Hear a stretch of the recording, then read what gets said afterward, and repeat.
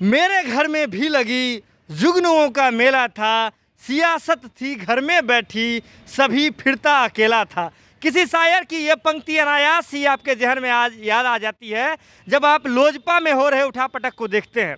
Bharat live देख रहे हैं आप, और भारत लाइव की टीम जिस पत्रकारिता के लिए जानी जाती है कि खबर के पीछे की असलियत क्या होती है, आज उसे बताने जा रही है। दिल थाम के बैठिएगा, कहीं खड़े हैं तो ज़रूर बैठ जाइएगा, क्योंकि आपको झटका लगने वाला है इन खबरों को सुन करके।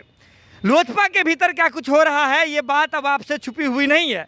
चिराग पासवान अलग खेमे हो गए हैं और उनसे अलग हो गया है पशुपति नाथ जी का खेमा, यानी कि चाचा भतीजा का अलग अलग खेमा हो गया है। इसी बीच आपको याद कर लेनी चाहिए चिराग पासवान की वो चिट्ठी जो होली के दिन लिखी गई थी अपने चाचा पशुपति कुमार पारस जी के नाम से, जिसमें उन्होंने सभी बातों का उल्लेख किया था और एक ही बात दिख रही थी कि चिराग कितने भोले हैं अपने परिवार को लेकर के, कि परिवार में रहते हुए भी अंत तक परिवार को समेटने की कोशिश करते हैं, पर सियासत से अनजान रहते हैं। वो नहीं जानते कि भले वो रिश्ते में चाचा हैं, लेकिन सियासतदान के एक मोहरे हैं, राजनीति के एक मोहरे जो कभी भी उनसे छीना जा सकता है, उनकी राजनीति कभी भी चौपट कर सकता है। ये बात चिराग पासवान नहीं जान रहे थे। बहरहाल अब इन मुद्दों पर चर्चा भी नहीं करनी, क्योंकि चर्चा किसी खास मकसद पे होनी है। एक बार फिर से याद कर लीजिए, जैसे ही जब बगावत करते हैं चिराग पासवान के खिलाफ जाकर के पांचों सांसद, तो रात को जाते हैं ओम बिरला जी जो कि लोकसभा के स्पीकर हैं उनसे मुलाकात करने। सवाल वही खड़ा होता है कि रात के अंधेरे में ही क्यों, ये बात जब इतना दावा था तो दिन के उजाले में भी तो की जा सकती थी।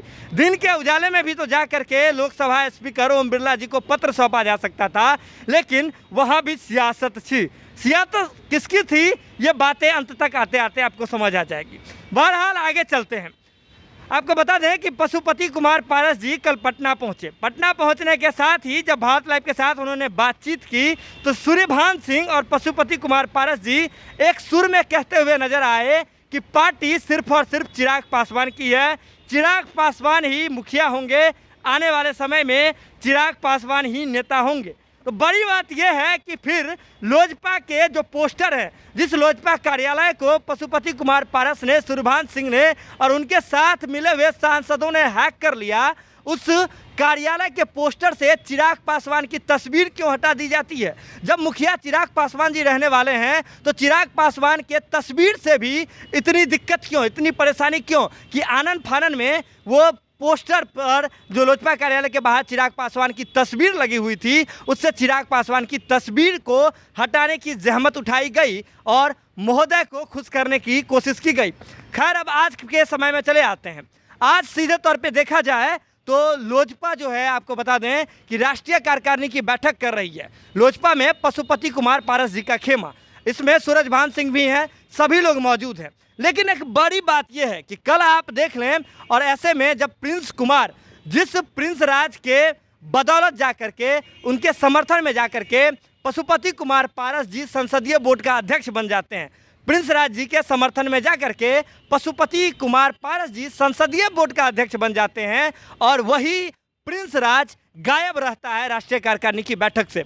आज पशुपति कुमार पारस के खेमे के द्वारा संसदीय बोर्ड का अध्यक्ष जो है चुनाव करने के लिए, इसमें से आपको बता दें कि बैठक बुलाई जाती है जिसमें तमाम सांसद तो पहुंच जाते हैं, लेकिन नहीं पहुंचता है प्रिंस राज। प्रिंस राज पर दर्जनों आरोप जो हैं अब तक लग चुके हैं, एलिगेशन लग चुका है।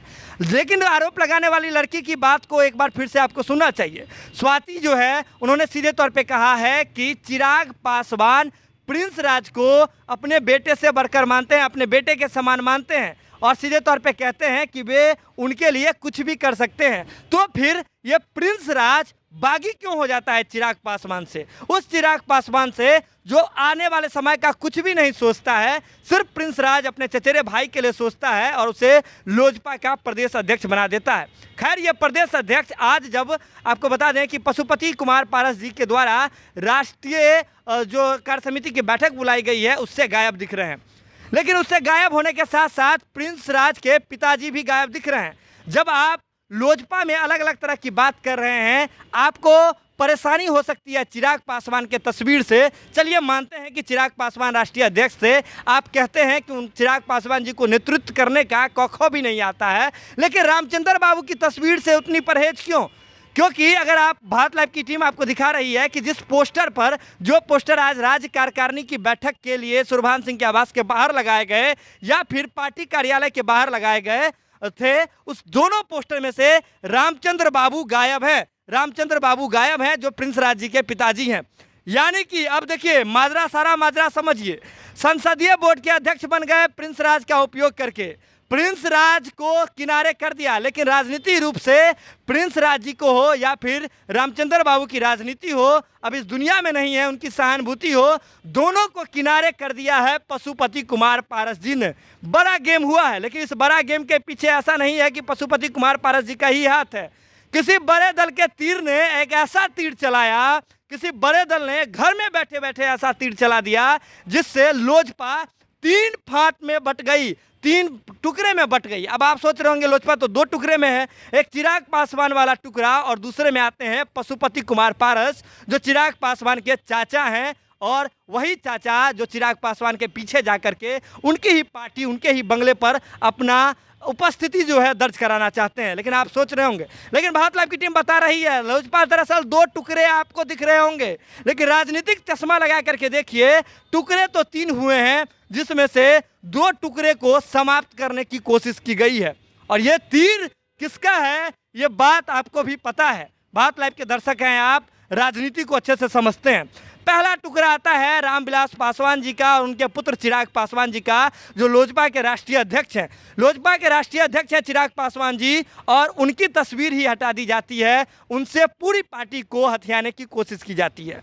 दूसरे टुकड़े में आते हैं रामचंद्र बाबू जी और उनके पुत्र प्रिंस राज जी, कि इसलिए भी अब बात होते हैं क्योंकि उसका सीढ़ी की तरह इस्तेमाल किया जाता है संसदीय बोर्ड का अध्यक्ष बनने में, वो सर्टिफिकेट पाने में, इसके बाद उनकी राजनीति भी समाप्त करने की कोशिश की जाती है। उन पर आरोप लगते हैं, ऐसे आरोप जिसे अगर पशुपति बाबू चाहते, जो कि जिनके नेतृत्व में आकर के जो सूत्रधार बने थे, वे 2 मिनट में डील करवा सकते थे, सभी बातों पर विराम लगा सकते थे, लेकिन बातों को यूं ही बढ़ने दिया गया। एक ही बात थी कि राजनीति में कहीं प्रिंस राज आगे न बढ़ जाए। प्रिंस बाबू तो बड़े भोले निकले, इसलिए भी भोले निकले क्योंकि जिस मंत्रालय का उन्हें लालच दिया गया था, अब उसी पर एलिगेशन लगा करके प्रिंस राज जी को और उनके राजनीतिक कैरियर को भीतर खाने में जमींदोज करने की कोशिश की गई। रामचंद्र बाबू और प्रिंस बाबू का खेमा दूसरा खेमा हो जाता है। तीसरे खेमे में आते हैं पशुपति कुमार पारस जी, जो 1 मैन आर्मी की तरह घूम रहे हैं, जिनके साथ है सुरभान सिंह, बीना सिंह और सांसद यानी कि सुरभान सिंह के भाई चंदन सिंह।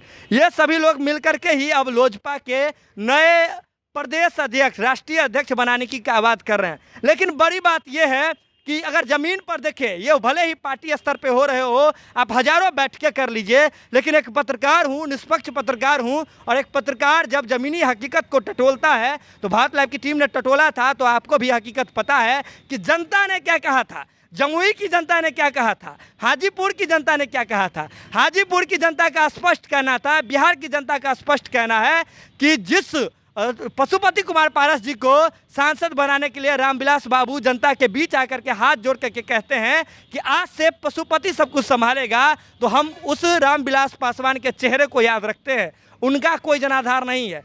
भले ही पशुपति बाबू के खेमे के लोग 95% कार्यकर्ताओं का, समर्थकों का वोट अपने पक्ष में होने की दावा कर रहे हैं, लेकिन हकीकत कुछ और है। ज़मीनी हकीकत ये है कि भले पूरा पासवान समाज और बिहार की जनता जो रामविलास पासवान में और लोजपा में आस्था दिखा रही थी, वे चिराग पासवान के साथ एक सुर में साथ खड़े हैं। अब आपको क्या लगता है कितना खेला हुआ है और वो तीर किसका था जिससे लोजपा 3 टुकड़े में बट गई? जरूर बताएं हमें, कमेंट बॉक्स लगातार खुला हुआ है, और देखते रहें भारत लाइव को और शेयर करते रहें।